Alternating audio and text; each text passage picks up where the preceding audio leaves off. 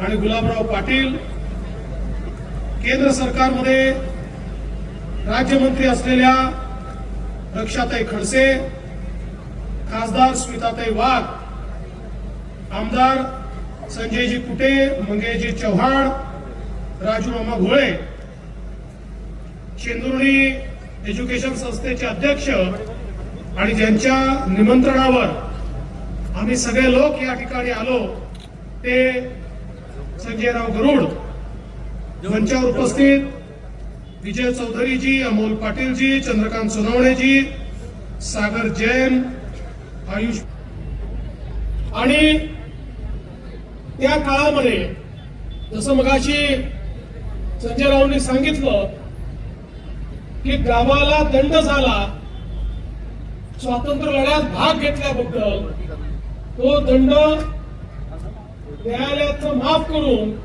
त्या दंडाच्या पैशातनं काय करायचं, तर त्यातनं आपल्या गावातल्या मुलांना मुलींना उत्तम शिक्षण मिळालं पाहिजे, याकरता त्या काळामध्ये आदरणीय गरुड साहेबांनी या संस्थेची स्थापना केली.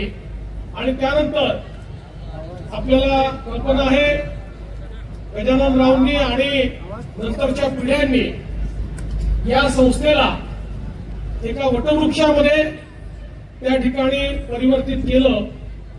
20,000हून अधिक विद्यार्थी, 8,000 विद्यार्थिनी, 700हून अधिक विद्यार्थ्यांकरता वसतिगृह, अशा अनेक गोष्टी या आपल्या शिक्षण संस्थेच्या माध्यमातून या ठिकाणी होतात. मगाशी संजय रावांनी काही अडचणी देखील सांगितल्या. शिक्षण संस्था म्हटली तर अडचण असतेच, पण आपण काळजी करू नका. आम्ही आलो आहोत, आपण आमच्या हाती गदा दिली आहे, गिरीश भाऊलाही गदा दिली आहे, गुलाब भाऊंना तलवार दिली आहे. या सगळ्या शस्त्रांचा उपयोग तुमचे कामं थांबवणारे जे विचार आहेत त्या विचारांचा शिरच्छेद करण्याकरता आम्ही करू. आणि हे जे काही आपले अडलेली कामं आहेत ती निश्चितपणे आपण या ठिकाणी पुढे नेऊ. धर्मातनं एक रोपटं लावलं आणि त्यातून इतक्या मोठ्या प्रमाणात समाजाच्या विविध क्षेत्रात काम करणारे विद्यार्थी या ठिकाणी तयार झाले.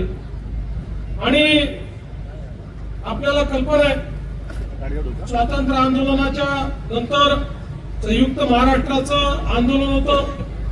संयुक्त महाराष्ट्राच्या आंदोलनामध्ये देखील बापूसाहेबांची एक मोठी भूमिका होती. ते उत्कृष्ट वक्ता होते, अफाट त्यांचं वाचन होतं, जागरूकता होती, अनेक भाषांवर त्यांचं प्रभुत्व होतं आणि शेरोशायरीचा खजाना त्यांच्याकडे असायचा.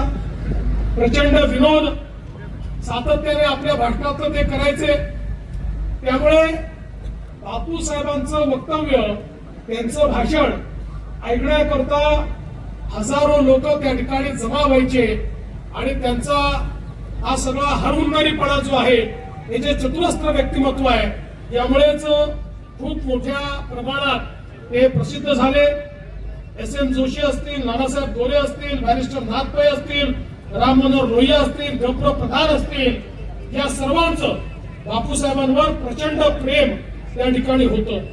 आणि आपल्याला माहिती आहे सरपंच, जिल्हा परिषद सदस्य, आमदार आणि विधानसभा उपाध्यक्ष अशा अनेक भूमिकांना त्यांनी न्याय दिला.